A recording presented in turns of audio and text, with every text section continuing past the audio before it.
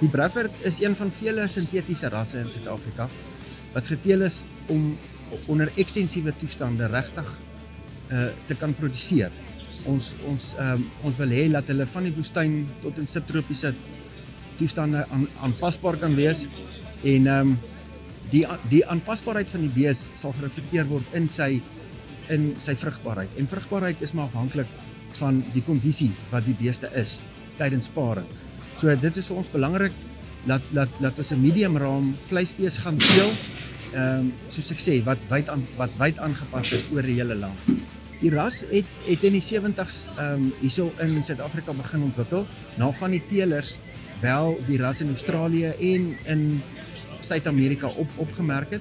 So internasionaal is die Brevard ook regtig 'n baie bekende ras en baie bekend vir vleiskwaliteit wat van die Hereford se kant af kom en dan ook die gehardheid wat van die Brahman se kant af kom.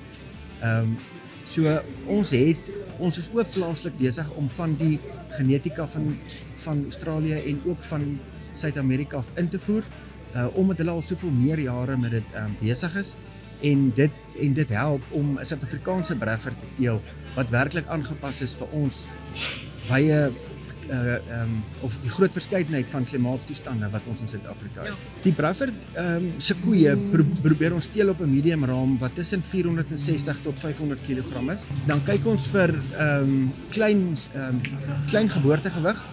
So ons het geen kalwingprobleme by ons koeie nie, maar die kalwers moet baie goed groei en ons mik na 'n koei-kalf verhouding van 50% wanneer hulle speen.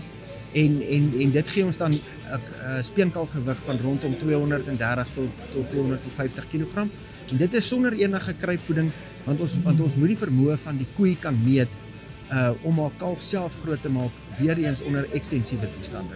Die Brevard lê tans as 'n baie bekostigbare bees in Suid-Afrika. En die huidige ekonomiese omstandighede wat ons almal in is en ons weet vleispryse is af en 'n ou het nog steeds nodig om met 'n topkwaliteit dier te kan boer, maak dit eintlik 'n regtig baie goeie opsie vir enige ou daar buite om wel na die Brevard ras te kom kyk.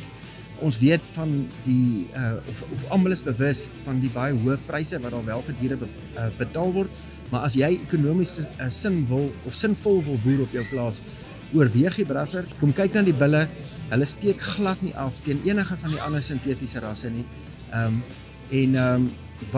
Wat die kwaliteite betref, dis 'n dier. Hierdie is nie 'n mensgemaakte ding nie, hulle is volmaak geskape. So julle is welkom om te kom kyk.